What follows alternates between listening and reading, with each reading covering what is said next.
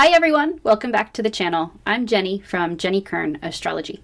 On June 29th, 2026 at 7:56 p.m. Eastern Standard Time, we'll experience one of the most defining full moons of the year, the strawberry full moon. This isn't simply about endings, it's about resurfacing the future. A full moon always illuminates what's growing under the surface, but this one happens while nearly every planetary storyline is shifting direction. Mercury has just stationed retrograde in Cancer. Mars just entered Gemini. Jupiter is about to enter Leo. Chiron has begun a new chapter in Taurus. And just days later, Mars will align with Uranus, promising breakthroughs, surprises, and rapid change. This full moon acts like a pause between chapters. We're standing between the life we've outgrown and the new life we're preparing to build. So let's dive in. This full moon is the pressure before the breakthrough. Capricorn provides the structure. Mercury Retrograde revises the plan. Jupiter in Leo expands the vision. Chiron in Taurus heals our sense of worth and our money wounds. And Mars, closing in on Uranus, supplies the spark capable of changing history. The tension formed by the Cardinal T-Square, which we'll dig into a little bit later on in the video, prepares us for the explosive release of the Mars-Uranus conjunction only a few days later, July 4th, 2026, making this full moon feel less like an ending and more like the moment the universe holds its breath right before a major turning point. The full moon peaks 8 degrees Capricorn, opposing the sun 8 degrees Cancer. Cancer asks, what nourishes me? While Capricorn asks, what sustains me? And what am I building? Cancer rules emotional security. Capricorn rules ambition, achievement, responsibility, and legacy. This full moon asks us to evaluate whether our ambitions are actually supporting our emotional well-being, or whether we've become so focused on surviving that we've forgotten why we began climbing the mountain in the first place. There's a powerful Cardinal T-Square. This is where things become incredibly dynamic. The full moon, the moon in Capricorn opposing the sun in Cancer, forms a Cardinal T-Square as it squares off in a 90-degree angle against Saturn and Neptune in Aries.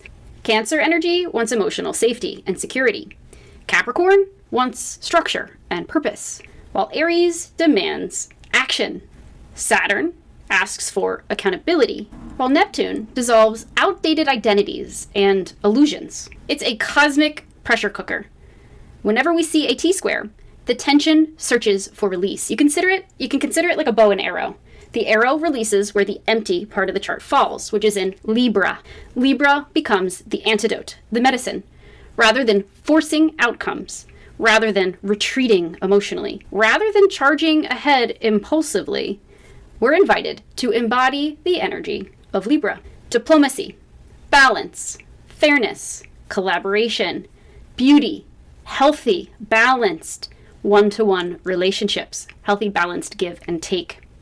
The solution isn't control, it isn't manipulation, it's conscious cooperation. Sometimes the strongest move isn't winning, it's restoring harmony. Another fascinating feature of the chart of this full moon is the locomotive pattern. Nearly all of the planets occupy 2/3 of the chart, leaving an empty section. This creates incredible momentum. Imagine a train. Once it starts moving, it is difficult to stop. Collectively, events may accelerate as we wrap up the month of June and accelerate into July. Momentum builds. Projects move more quickly. Conversations can develop rapidly. History begins moving again. The question becomes, who's driving the train? Mercury stations retrograde in Cancer under the light of this full moon, which is weakened and debilitated in Capricorn. Normally, Mercury retrograde asks us to review, revisit, and connect, but this one carries a fascinating plot twist. Mercury is moving, it's very close to Jupiter, which ingresses into Leo tomorrow, the very next day. Yet the conjunction never actually perfects. It's called a reformation.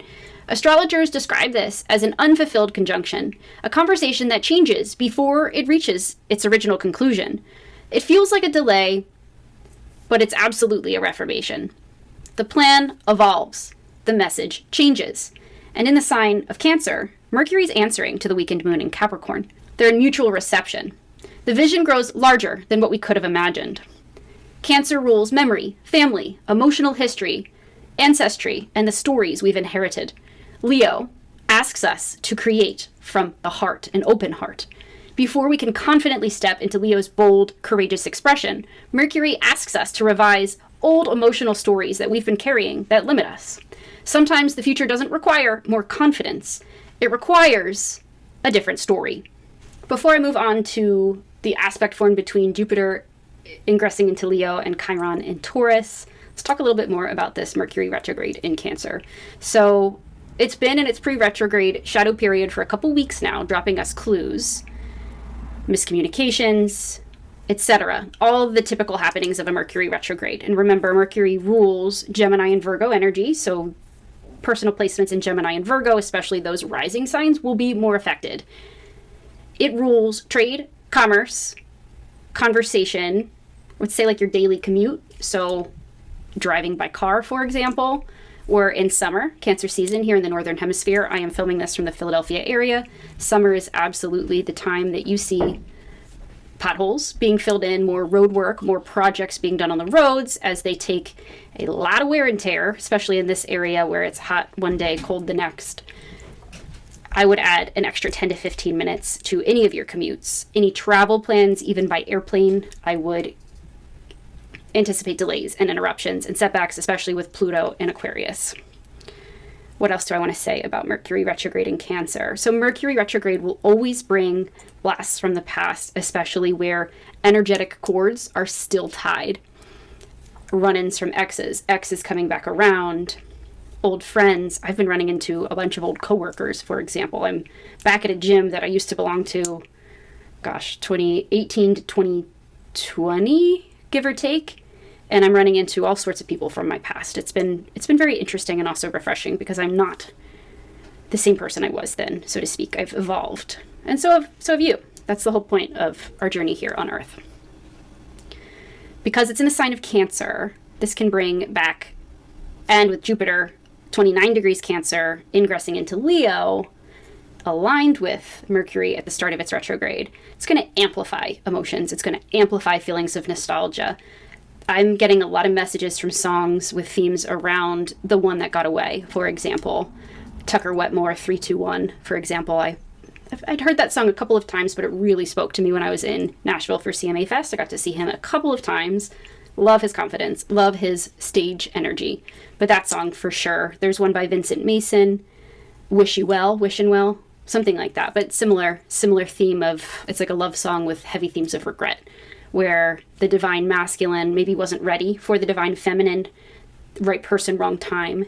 And after years of separation and having an opportunity to experience maybe other relationships, they realized that was actually their person and maybe they self-sabotaged it. So yeah, a lot of twin flame type energy. I've seen a couple shows on Netflix around the same theme. So I would expect this to be a theme all summer. Mercury will be retrograde in Cancer for all of July, and it will be in its post-retrograde shadow period until August 7th. So yeah, you'll have lots of time to slow down, I would say rest, spend more time at home, and we'll get into why it might be good to spend more time at home as we talk about Mars closing in on Uranus. Mars-Uranus conjunctions happen almost annually. They're always explosive, and you have to look at the whole chart, of course, but where they're aligning in Gemini, yeah, let's dive in. So Jupiter prepares to ingress into 0 degrees Leo. Collectively, we're entering a year focused on creativity, leadership, generosity, and authentic self-expression. I was born during a Jupiter in Leo year. This is a Jupiter return for me. It's very much wild horse energy. We're encouraged to be seen, to create, to shine. You're encouraged, especially with Pluto in Aquarius, opposite Jupiter in Leo, to leave any environment that forces you to perform or wear a mask or rely on external validation. As soon as Jupiter ingresses into Leo, it forms a very challenging square to Chiron, which has just ingressed into Taurus. Both are at 0 degrees. Brand new baby energy for both signs. Chiron, this begins an entirely new chapter, a new healing cycle around self-worth, security, and our relationship with money and resources, and with the Earth herself, including the oceans. Jupiter wants expansion. Chiron exposes vulnerability. Growth requires healing. Some opportunities may initially trigger feelings of, I'm not ready. I don't deserve this. I'm not enough. But the square reminds us that confidence isn't the absence of wounds. Confidence grows because we've learned to carry those wounds differently. Mars has just entered Gemini, literally a day before this full moon. And over the coming days, it's racing toward one of the most electric alignments in astrology. Mars conjoins Uranus on July 4th, 2026, the 250th anniversary of the United States. This is one of the most volatile and revolutionary combinations we can see. Mars represents our drive, action, courage, conflict, military force, and decisive movement, sometimes even cutting. Uranus represents awakening, rebellion, liberation, invention, disruption, and the unexpected. When these two planets align, they don't ask permission. They break patterns. They overturn expectations. They introduce events that seem to arrive out of nowhere, permanently altering the landscape. Historically, Mars-Uranus alignments have coincided with periods of explosive change. They don't cause events, but they frequently coincide with moments of accumulated tension, suddenly releasing. Astrologers have noted some of these correlations with revolutionary movements, military conflicts, technological breakthroughs, major infrastructure failures, and significant seismic activity, such as powerful earthquakes. We just had a major earthquake in Venezuela. I'm a little worried about the San Andreas Fault in the Los Angeles area. And if you tie in the astrocartography, the astrology of looking at where alignments happen on a map, I would watch the entire west coast of the United States, especially around the 4th of July. I would also, if you live in a major city, such as I do in the Philadelphia area, I would maybe skip the FIFA festivities and stay indoors. This is the kind of astrology, I hate to take it to a heavy place, but there could be a major earthquake, there could be major cyber attacks, there could be other terroristic attacks, and I would avoid crowds on the 4th of July this year. We're in Cancer season. We have a Mercury retrograde in Cancer. Cancer energy is a homebody. I would enjoy the safety of your home. I have tickets to enjoy the FIFA festivities for the 4th of July, and I will not be going. Take that as you will. What's especially fascinating is that we're seeing this conjunction take place at the 3rd degree of Gemini, the sign of communication, idea, transportation, education, commerce, and information dissemination. The last Mars-Uranus cycle through the sign of Gemini coincided with the signing of the Declaration of Independence. This is when revolutionary ideas spread rapidly through pamphlets, newspapers, public debate. The Declaration of Independence became a major turning point, not simply because a document was written and signed, but because a completely new idea about government and human liberty entered the world. Gemini reminds us that revolutions almost always begin with ideas before they become actions. Words become movements. Conversations later become legislation. Information is power. This is why the conjunction may feel especially relevant in today's world. We're living in an age dominated by artificial intelligence, social media, instantaneous communication, and rapidly evolving technology, all Gemini and Aquarian themes. Over the weeks surrounding this alignment, don't be surprised if we see shocking headlines, unexpected political developments, technological breakthroughs or breakdowns, cyber or communication disruptions, transportation issues, rapid shifts in the financial markets, surprising scientific discoveries, sudden announcements that change the collective conversation almost overnight. On a personal level, Mars and Uranus invite us to break free from mental patterns that keep us stuck. Gemini rules our thinking. Sometimes the revolution isn't happening outside of us. Sometimes it occurs the moment we realize we have outgrown an old belief, an old story, or an outdated way of communicating. This conjunction asks, what thought pattern am I ready to liberate myself from? Fortunately, Mars also forms a harmonious sextile with Jupiter in Leo. This reminds us that while change may happen suddenly, it does not have to be destructive. I also have this in my chart. Jupiter offers perspective. Leo offers courage.